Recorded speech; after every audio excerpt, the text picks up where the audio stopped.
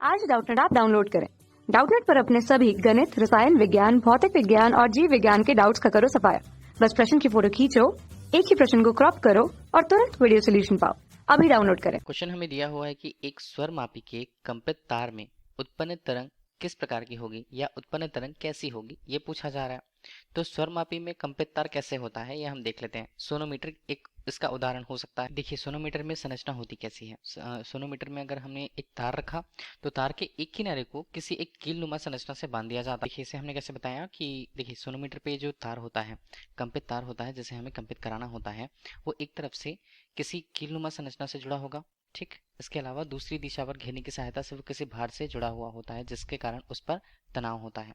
ठीक है, अब अगर हम उसमें कंपन उत्पन्न करें तो किस प्रकार से उत्पन्न कर पाएंगे। तो देखिए अगर इसे अनुप्रस्थ रूप थोड़ा सा विस्थापित करना चाहे तो वो होगा क्या। देखिए विस्थापन होगा तो यहाँ पर अगर हम देख रहे हैं तो ये कुछ इस तरह से बनेगा।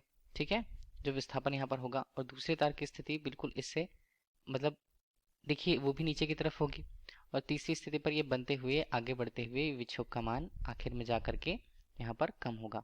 ठीक है, कुछ इस तरह से होगा। कंपन यहाँ पर इस तरह से होता है। अब देखिए कंपन के लिए अगर हम देख रहे हैं तो उसकी जो दूरी है वो नियत है। दूरी नियत है, इसका मतलब है कि ये नियत दूरी पर बनेंगी। ठीक है, तो विक्षोभ यहाँ पर उत्पन्न हुआ, और विक्षोभ उत्पन्न होने के कारण देखिए अगर ऊपर की तरफ ये हो रहा है धनात्मक दिशा में, बाकी के जो यहाँ पर तार हैं, बाकी का जो हिस्सा बचता है वो नीचे की तरफ क्रमशः ऊपर की तरफ और नीचे की तरफ ये विस्थापित होते हैं। ठीक है, इस तरह ये विक्षोभ जो उत्पन्न हुआ या अनुप्रस्थ जो हमने यहाँ पर डिस्टर्बेंस इसे दिया हुआ है, ये आगे बढ़ते हुए दूसरे छोर तक जाता है। अगर हम देखें तो अब देखिए होगा क्या। अब इसी के विपरीत दिशा में इस तार के प्रत्यानयन बल के कारण उस पर भी एक तरह से बल लगेगा, और वो विक्षोभ जो उत्पन्न होगा वो किनारे उत्पन्न होगा, और ये विक्षोभ क्या करेगा, पहले के विक्षोभ को कम करने का प्रयास करेगा। ठीक है, इस तरह से एक नियत दिशा में हम देख रहे हैं कि दोनों दिशाओं पर, चाहे हम धनात्मक दिशा पर देख लें चाहे हम ऋणात्मक दिशा पर देख लें, दोनों तरफ तरंग यहाँ पर उत्पन्न हो रही है। ठीक है, एक तरंग जो है वो विक्षोभ के कारण उत्पन्न हुई है, दूसरी एक तरफ प्रत्यानयन बल उस विक्षोभ के विरोध के कारण उत्पन्न हुई है।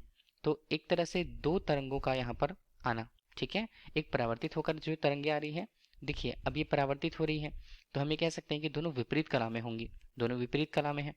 और इस तरह से अगर ऊपर की तरफ ये विस्थापित होती है, अपनी लंबाई की दिशा के लंबवत विस्थापित होती है, तो ये अनुप्रस्थ प्रकार का तरंग होता है। ठीक है, और अनुप्रस्थ प्रकार के तरंग में हम देख रहे हैं कि इसकी दिशा नियत है, और यहाँ पर एक जो तरंग है वो आगे की दिशा में बढ़ रही है, और जो उसकी उसी के विपरीत कला का समान आयाम या समान आवृत्ति का जो तरंग है प्रत्यानयन बल के कारण या प्रत्यानयन या प्रत्यास्थता के कारण वापस उल्टी दिशा पर जा रहा है। तो इस तरह से वो जो तरंग होते हैं वो कहलाते हैं अप्रगामी तरंगे।